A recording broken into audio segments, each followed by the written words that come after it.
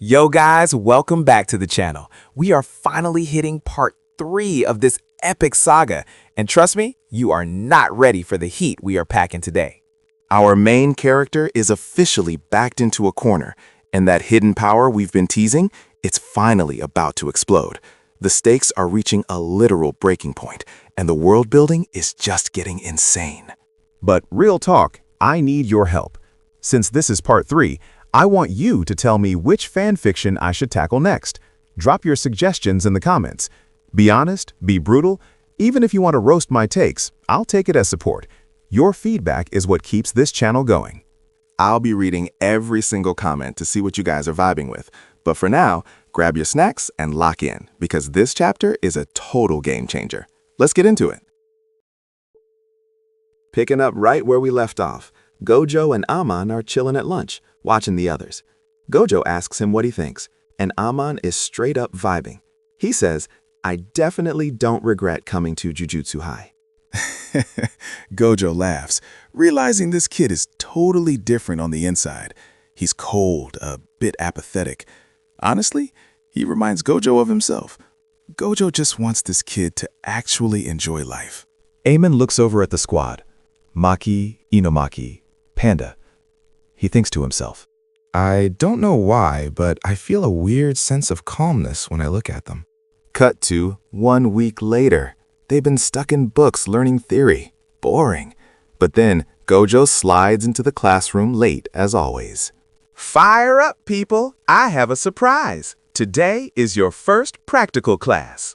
And the crowd goes mild. Nobody reacts. Even Panda is silent. Bro, the awkward silence is loud. Why? Because Amon snitched. He told everyone yesterday just to ruin Gojo's entrance. Gojo sighs, totally defeated. He splits them up. Maki and Inumaki are one team. Panda and Amon are the other. Here's the deal, fam. Sorcery is disgusting. Curses are gross. If you get scared, you quit. So Gojo needs to see if Maki and Panda are crazy enough for this life. Amon and Inumaki, they're already vets. Gojo takes Maki and Inumaki to the location. It's an office building in the middle of a busy street, but nobody goes inside. Bad vibes only. Gojo drops the intel. Workers falling ill, depression, even a suicide attempt. Maki locks in instantly. This is definitely a curse. Gojo drops the curtain. Black dome goes up. Maki and Toji step into the darkness. Immediately, the air gets heavy. You can feel the pressure crushing down. Maki is nervous, but Togi is chill as ice. He touches her shoulder. Gonbu. Just his presence calms her down. They hit the stairs and boom! A swarm of insects comes flying out of a room. 12 of them, straight for the kill. Maki readies her blade, but Toji steps in. He lowers his collar. He reveals the snake and fang seal on his mouth. Oh, it's over for them. Burst. Splat! Guts everywhere. Maki flinches but recovers. Toji doesn't even stop. He's already walking up the stairs like a boss.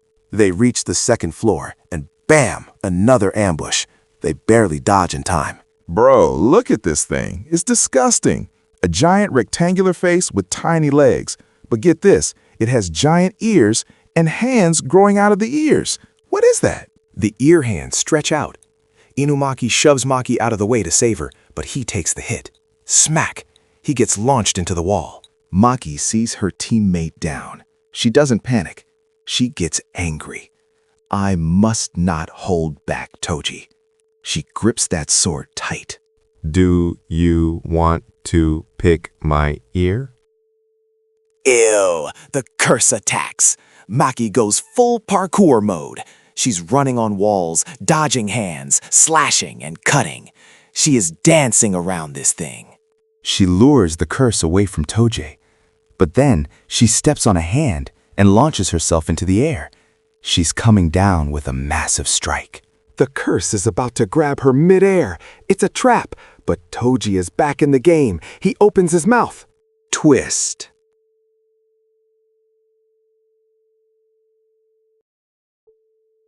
Toja hits him with the twist, and Maki seizes the opening instantly. She brings the blade down. Wham! There goes the other arm. Purple blood goes flying everywhere. Maki is in the zone. She doesn't even blink at the blood. Both arms are gone, so she rushes in for the kill shot. She swings for the neck. But whoa, this curse actually has moves. It dodges at the last second. It's flailing around wildly, but Maki is too clean with it. She pulls a reverse arc swing, backwards. Slice. Clean cut. The sword goes smooth through the curse and ends it.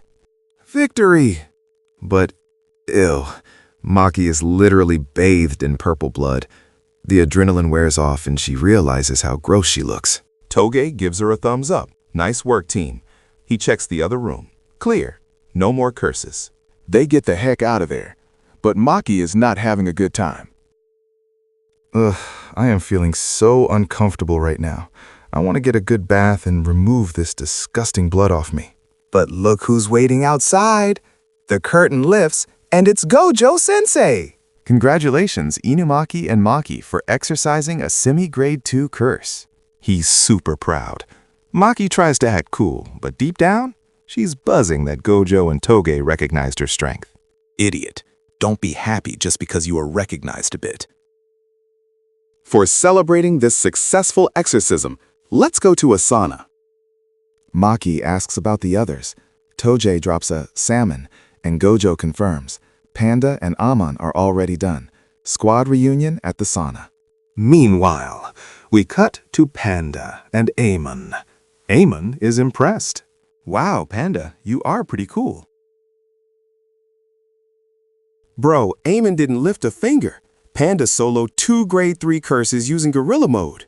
Gorilla mode is insane strength, but drains battery fast. But Panda is humble about it. Don't praise me too much. I am very shy. Ding! Amon gets the text. It's sauna time with Gojo Sensei. Time skip. The gang refreshes at the sauna, eats lunch, and heads back to the dorms. Gojo dips out for a business trip. But now, things get serious. Gojo is meeting with Principal Yaga. Dark room, candles, creepy puppets everywhere. Gojo, what do you think of this year's students? Gojo says the potential is insane, especially Amon and Toge, and he teases Yaga about his son, Panda. But Yaga, he's got a bad feeling. He's thinking about Amon. He feels the same vibe from Amon that he felt from Ghetto back in the day, and we all know how that ended. Yikes. Gojo switches gears. He wants Maki promoted, at least grade 3. You know I can't do anything about that, Gojo. The top brass from the Zenin clan will never allow that. Gojo is ticked off. Narrow-minded bastards. He leaves, knowing this is going to be a long week. Speaking of haters, let's check in on the Zenin clan. Some girls are gossiping about Maki's win. And here comes my Zenin, looking just like Maki, but way meaner. But as a person who can't even see curses, she will forever be a grade 4 sorcerer. Oof, the disrespect. And it gets worse. We see her dad, Ogi Zenin, the big boss hater. She must have had the help of the kid from the Inumaki family, as she had no hope of even exercising a grade 3 curse alone. Meanwhile, let's head back to the classroom. While the Zenin family drama is heating up, Amon is stuck in lectures. Principal Yaga is filling in for Gojo, dropping knowledge bombs about cursed corpses. So, to destroy a cursed corpse, you need to destroy its core. But yo, Yaga isn't just talking theory. He's talking about his masterpiece, Panda. Amon realizes that Panda isn't just a stuffed animal. He's a sentient being who makes his own cursed energy. That is literally insane engineering. The lecture swaps, and look who walks in. The legendary Dr. Shoko Ieri. Lab coat, tired eyes, cigarette in hand. She's got that I haven't slept in 3 days aesthetic, and she rocks it.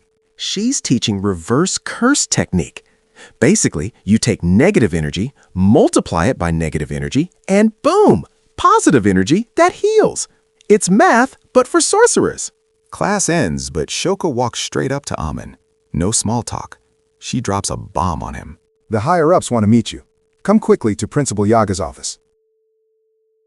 Amon heads to the office. But bro, this place looks like a dungeon. Pillars everywhere, candle lights flickering. It's straight up spooky. Why is the school designed like this? Yaga isn't there. Instead, Amon senses a sketchy presence in the shadows. He's on guard instantly. I am a messenger from the higher-ups. They have a special mission and need you to complete it. Amon isn't scared though. He hits him with the sass immediately. Oh, the Jujutsu High is in such a sorry state that it is sending a first-year student into secret missions? And then, yoink! Amon uses his ability. He literally steals the guy's thought before he can even speak. This is a loyalty test. They want to see if he's Team Jujutsu High or Team Gojo. The messenger is confused because he forgot what he was thinking. Bro got brain-lagged by Amon. Amon plays it cool and asks about the mission. Your official first mission as a sorcerer is to investigate the mercenary group White Tiger. White Tiger, a mercenary group of curse users dealing in the black market. They're linking up with a religious cult for something big. Amon has to infiltrate them. The messenger fades away like a ghost. Amon realizes these old guys are terrified of Gojo. The moment Gojo leaves town, they start plotting. As Amon leaves, he sees a pile of cursed corpses. He gets too close, and whoosh! A rabbit doll throws a punch at his face. Amon dodges it like it's nothing and tosses the doll, but someone catches it midair. It's Principal Yaga. Don't die. Amon just laughs it off. He drops the coldest line before walking out. I don't ever plan on doing it.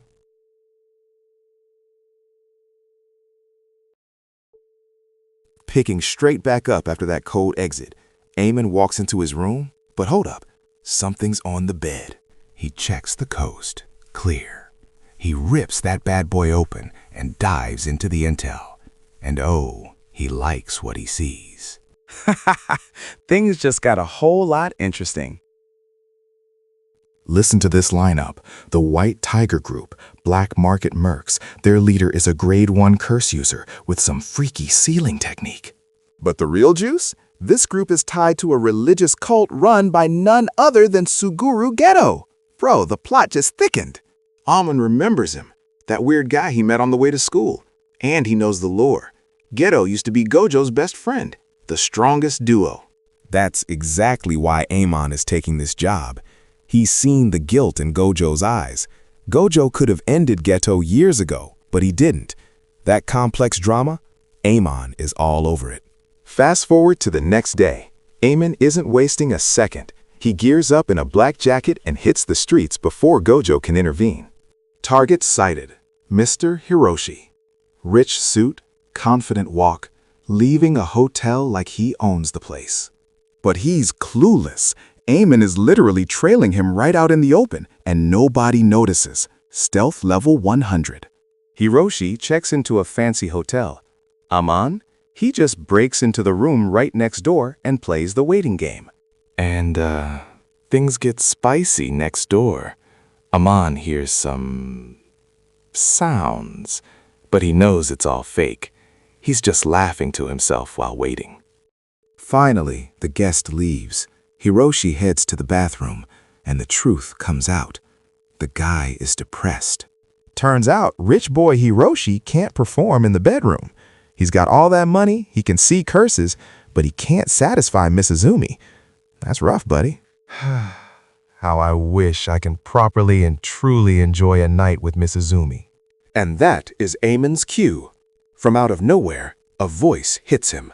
You can.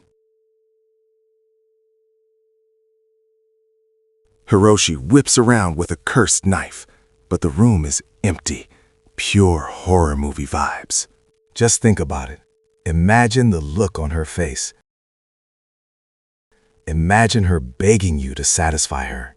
Amon is playing him like a fiddle, acting like a straight-up demon, tempting him with his deepest desires. Hiroshi is losing it.